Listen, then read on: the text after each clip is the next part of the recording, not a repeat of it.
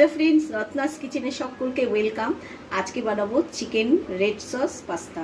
তার জন্য আমি কি নিয়েছি আসুন বলে নিই। প্রথমেই দেখিয়ে দিচ্ছি চিকেন। এখানে চিকেন ছোট ছোট করে টুকরো করে নিয়েছি কাঁচা লঙ্কা, স্বাদ অনুসারে আপনারা ঝালটা দেবেন।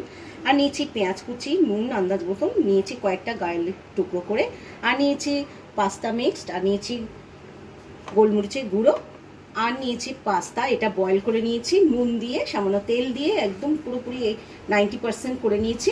আর নিয়েছি এখানে টমেটো কেচাপ। কড়াই বসিয়ে দিয়েছি, দিয়ে দিচ্ছি কয়েক কোয়া রসুন যেটা চপ করে নিয়েছি, আর দিয়ে দিচ্ছি একটু নুন। রসুনটা একটু ফ্রাই হবে, তারপরে অন্যান্য ইনগ্রিডিয়েন্টসগুলো একে একে দেবো। রসুনটা মোটামুটি ফ্রাই হয়ে গেছে, এবার দিয়ে দিচ্ছি চিকেনের টুকরোগুলো,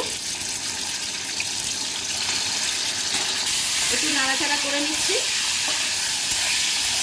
এবার পাশ দিয়ে দিচ্ছি পেঁয়াজ কুচি। এখানে আপনারা ভেজিটেবল অ্যাড করতে পারেন, তো আমি দেইনি, চাইলে কিন্তু করতেই পারেন। আর আমি যা নুন দিয়েছি মোটামুটি হয়ে গেছে, আর দেবো না। এবার একটু নাড়াচাড়া করে নেব। এবার দিয়ে দিচ্ছি এই সসটা। আপনারা সস তৈরি করেও নিতে পারেন, আমি কিন্তু করিনি। এইভাবেও কিন্তু আপনারা একবার অবশ্যই বানিয়ে দেখবেন, ভীষণ ভালো হয় খেতে। এবার দিয়ে দিচ্ছি পাস্তা।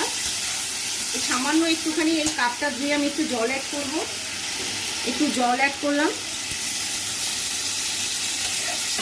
এবার একটু নাড়াচাড়া করে নেবো, ওপর নিচ করে নেবো।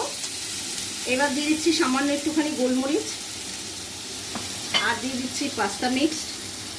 এটা কিন্তু ভুল করলে চলবে না, এটা কিন্তু দিতেই হবে, যার জন্য পাস্তা একদম ফেমাস। সেই পাস্তা মিক্স ছাড়া অবশ্যই কিন্তু পাস্তা রেডি হয় না। দিয়ে দিচ্ছি একটু কাঁচা লঙ্কা। এবার একটু নাড়াচাড়া করে আমি নামিয়ে দেবো, একদম রেডি হয়ে গেছে। কেমন লাগলো এই রেসিপি? যদি ভালো লেগে থাকে তাহলে বন্ধুরা অবশ্যই আমার পাশে থাকবেন, আর ভালো লাগলে কিন্তু লাইক দেবেন, শেয়ার করে দেবেন বন্ধু বান্ধবদের সঙ্গে এইরকম শর্টকাট পাস্তা রেসিপি। আর যারা সাবস্ক্রাইব করছেন না, সাবস্ক্রাইব করে আমার পাশে থাকবেন। ভালো থাকবেন, সুস্থ থাকবেন, নমস্কার।